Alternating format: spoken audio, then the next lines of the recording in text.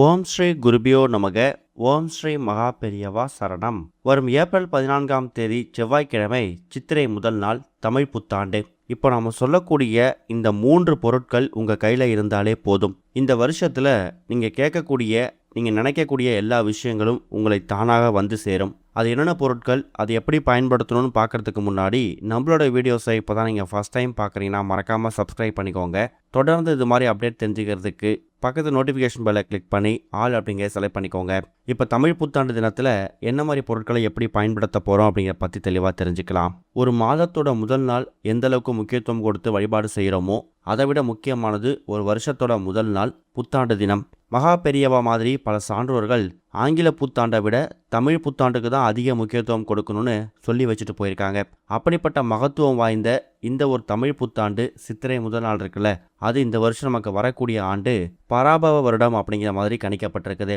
60 ஆண்டு கால சுழற்சியில் இப்போ வரக்கூடிய இந்த பராபவ ஆண்டு இருக்கு இல்லையா, இது எக்கச்சக்கமான மாற்றங்களை ஏற்படுத்தக்கூடிய ஒரு வருடமாக இருக்கும் அப்படிங்கிறது எக்கச்சக்கமான விஷயங்களாக பார்க்கப்பட்டு வந்துட்டு இருக்கு.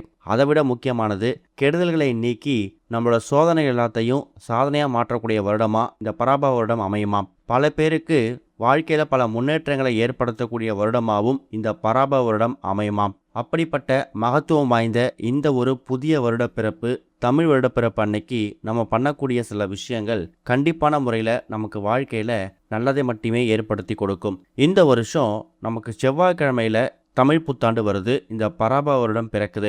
செவ்வாய்க்கிழமை மாலை 3லேருந்து 4:30 வரைக்கும் ராகு காலம் இருக்கு.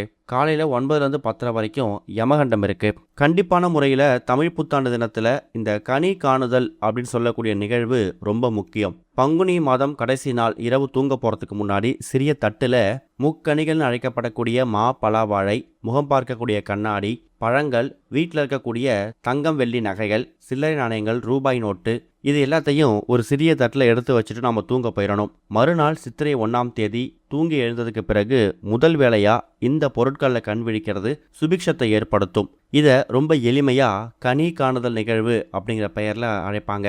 அதாவது இந்த பொருட்கள் நம்ம பார்க்கும்போது இந்த வருஷம் முழுக்க இந்த பொருட்கள் எல்லாமே நம்ம வீட்டில் நிலையாக தங்கும், பன்மடங்கு பெருகும். கண்டிப்பான முறையில் ஒரே ஒரு முகம் பார்க்கக்கூடிய கண்ணாடியை அந்த தட்டில் நீங்கள் வைக்கணும். இந்த பொருட்களை தூங்கி எழுந்ததுக்கு பிறகு பார்த்து அதை கையால் தொட்டு உங்கள் கண்ணில் ஒத்திக்கிட்டு அதுக்கப்புறம் அந்த முகம் பார்க்கக்கூடிய கண்ணாடியில் உங்கள் முகத்தை நீங்கள் பார்க்கணும். முடிஞ்சால் கோபுர தரிசனம் பண்ணுங்க.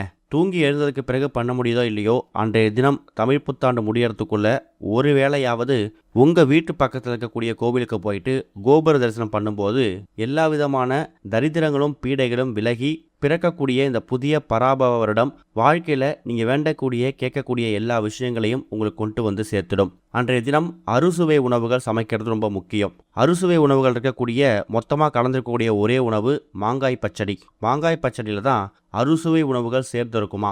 வாழ்க்கையில் எல்லா விஷயங்களும் நமக்கு கலந்து இருக்கணும் அப்படிங்கிறதுக்கான ஒரு ஐதீகம் தான் இந்த ஒரு அறுசுவை உணவை நம்ம உணவில் சேர்த்துக்கிறது. காலையில் தமிழ் புத்தாண்டுக்கு படைக்க போகிறீங்கன்னா 7:30 8:30 இந்த 1 மணி நேரம் உகந்த நேரம். அதை விட்டிங்கன்னா 10லேருந்து 11. நிறைய பேருக்கு மாலை நேரத்தில் தான் ஓய்வு நேரம் இருக்குது அப்படிங்கிறவங்க மாலை நேரத்தில் 6 மணிக்கு மேலே தாராளமாக உங்கள் வீட்டில் எல்லா தெய்வங்களுக்கும் தீபம் ஏற்றி வச்சு நீங்கள் இந்த பிறக்கக்கூடிய புதிய தமிழ் வருடத்தை வரவேற்க தயாராக இருக்கலாம். நீங்கள் எந்த நேரத்தில் பூஜை பண்ணுறீங்களோ அந்த நேரத்தில் உங்கள் பூஜையெல்லாம் முடிச்சுட்டு உங்கள் ஓய்வு நேரத்தில் ஒரு 5 நிமிடம் செலவு பண்ணி இப்போ நம்ம சொல்லக்கூடிய இந்த 3 பொருட்களை நீங்கள் இந்த மாதிரி முறைகளில் பயன்படுத்தலாம். முதல்ல அது என்னென்ன பொருட்கள் அப்படின்னு நீங்கள் தெரிஞ்சுக்கணும்.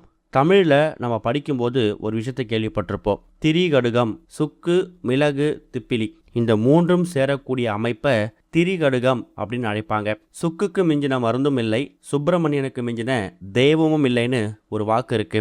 இந்த வருஷம் நமக்கு தமிழ் புத்தாண்டு சித்திரை மாதம் பராபவ வருடம் செவ்வாய்க்கிழமை பிறக்குது. முருகப்பெருமானுக்கும் செவ்வாய் பகவானுக்கும் ரொம்ப உகந்த ஒரு நாள். இந்த சுக்கு, மிளகு, திப்பிலி இந்த 3ம் சேரும்போது இது திரிகடுக சூரணம் அப்படின்னு சொல்லக்கூடிய ஒரு ஆரோக்கியத்துக்கான மருந்தாவும் இதை பயன்படுத்திக்கலாம். மருத்துவ குணம் எந்த அளவுக்கு இருக்கோ அதே அளவுக்கு மகத்துவ குணங்களும் இந்த 3 பொருட்களுக்கு இருக்கு. சொல்ல போனா இந்த 3 பொருட்களையும் நவகிரக தோஷ நிவர்த்திக்காக பயன்படுத்திக்கலாம். சுக்கு அப்படிங்கிறது சூரியன் ஆற்றல் கொண்டது. அதாவது கௌரவம், செல்வம், பேரு, புகழ் இது எல்லாத்தையும் கொடுக்கக்கூடியது. மிளகு செவ்வாய் அப்புறம் சனி பகவானுக்கு உரியது. தைரியத்தை கொடுத்து தடைகளை நீக்கக்கூடியது. திப்பிலி புதன் அப்புறம் சுக்கிர பகவானுக்கு உகந்தது. புத்திசாலித்தனத்தையும் ஆரோக்கியத்தையும் வாரி வழங்கக்கூடியது. இப்படி பல மகத்துவங்கள் நிறைந்த இந்த சுக்கு மிளகு திப்பிலி இதை நீங்க பல முறைகளை பயன்படுத்தலாம். முதல் விஷயம் என்ன அப்படின்னு கேட்டிங்கன்னா, முதல்ல இந்த சுக்கு மிளகு திப்பிலி இந்த 3 பொருட்களையும் நல்லா பொடி செய்து அதை உங்கள் வீட்டில் தீபம் எரியக்கூடிய எண்ணெயிலையோ இல்லை பிரத்யேகமாக ஒரு அகல்விளக்கில் தீப எண்ணெய் ஊற்றி அந்த தீபத்தில் இப்போ நாம் சொல்லியிருக்கக்கூடிய இந்த 3 பொடிகளையும் ஒன்றா கலந்து தீபம் ஏற்றணும். இப்படி பண்ணுறதால வீட்டில் இருக்கக்கூடிய நெகட்டிவ் எனர்ஜி நீங்கும், லட்சுமி கடாட்சம் செல்வம் அதிகரிக்கும். அதுக்கப்புறமா சுக்கு மிளகு திப்பிலி இது எல்லாத்தையும் கொஞ்சமாக கையில் எடுத்துக்கோங்க.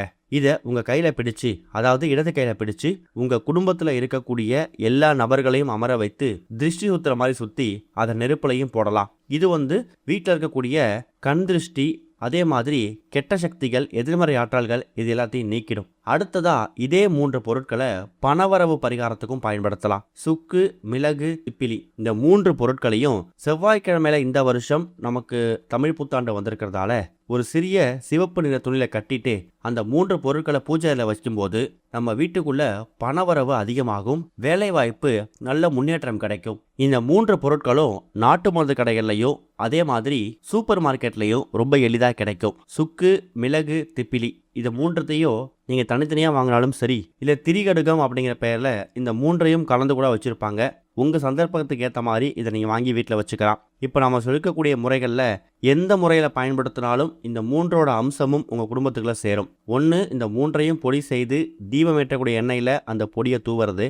அப்படி இல்லைனா சிவப்பு நிற துணியில் இந்த 3 பொருட்களையும் கட்டி பூஜையில் வைக்கிறது. இந்த 3 பொருட்களையும் பூஜையில் வச்சு பூஜை பண்ணி இடது கையில் பிடிச்சிக்கிட்டு உங்கள் குடும்பத்தில் இருக்கக்கூடிய எல்லா நபர்களையும் அமர வைத்து திருஷ்டி சுத்துறது. எப்படி பயன்படுத்தினாலும் சரி, இந்த 3 பொருட்கள், இந்த திரிகடுகம் சொல்லக்கூடிய இந்த 3 பொருட்களும் தமிழ் புத்தாண்டு தினத்தில் பிறக்கக்கூடிய இந்த சித்திரை மாதம் பராபவ வருடத்தில் உங்கள் கையில் இருக்கும்போது பலவிதமான மாற்றங்கள் ஏற்படுவதை நீங்கள் கண்கூடாக பார்க்க முடியும். லட்சுமி கடாட்சத்தை ஏற்படுத்துதல், கெட்ட சக்திகளை நீக்குதல், அடுத்த ஸ்டெப்புக்கு முன்னேறி போகிறதுக்கான தைரியத்தை, கடின உழைப்புக்கான தெம்பை இந்த பொருட்கள் கொடுக்கும். இந்த ஒரு பொருளுக்கும் ஒரு மகிமை இருக்குது. மூட்டையாக கட்டி வைக்கிறீங்கன்னா 6 மாதத்துக்கு ஒரு முறை மட்டும் அந்த மூட்டையை பிரித்து பார்த்து பழைய பொருட்களை தண்ணியில் விட்டுட்டு புதுசாக பயன்படுத்திக்கலாம். தீபம் ஏற்ற போகிறீங்கன்னா தீபம் ஏற்றி முடிஞ்சதுக்கு பிறகு அந்த பொடி எல்லாத்தையும் மீதி இருந்துச்சுன்னா அதை அப்படியே கால் படாத மாதிரி கழுவி நீங்கள் கீழே ஊற்றிடலாம். திருஷ்டி சுத்துற மாதிரி இருந்தால் இந்த எல்லா பொருட்களையும் திருஷ்டி சுற்றிட்டு உங்கள் வீட்டில் பொதுவாக உங்கள் தெருக்களில் குப்பை போடுறது பொதுவாக இடம் இருக்கும் இல்லையா, அந்த இடத்துல போட்டுட்டு திரும்பி பக்கமாக வந்துடுங்க. இதை நீங்கள் காலை நேரத்தில் செய்தாலும் சரி, மாலை நேரத்தில் செய்தாலும் சரி, திருஷ்டி சுத்தி போடுற மாதிரி இருந்தால் கூடுமான அளவுக்கு மாலை ஒரு 6:30 7 மணிக்கு மேலே பண்ணுறது விசேஷம். தீபம் ஏற்றுறதும் மாலை நேரத்தில் விசேஷம் தான். இந்த மூட்டையாக கட்டுறீங்கள சிவப்பு நிற துணியில், இந்த பரிகாரத்தை மட்டும் நீங்கள் காலையில் ஒரு 10:30 11:30 அப்படின்னா 7:30 8:30 இந்த 2 1 மணி நேரங்களை ஏதாவது ஒரு மணி நேரத்தில் பயன்படுத்திக்கோங்க. பிறக்கக்கூடிய இந்த தமிழ் புத்தாண்டு வருடம் உங்களுக்கு எல்லா விதமான மாற்றங்களையும் கொடுக்கும். நீங்கள் கேட்கக்கூடிய விஷயங்கள் உங்களை தானாக தேடி வரும். நம்பிக்கையோடு பண்ணுங்க, நல்லதே நடக்கும். ஓம் ஸ்ரீ குருபியோ நமக. ஓம் ஸ்ரீ மகா பெரியவா சரணம்.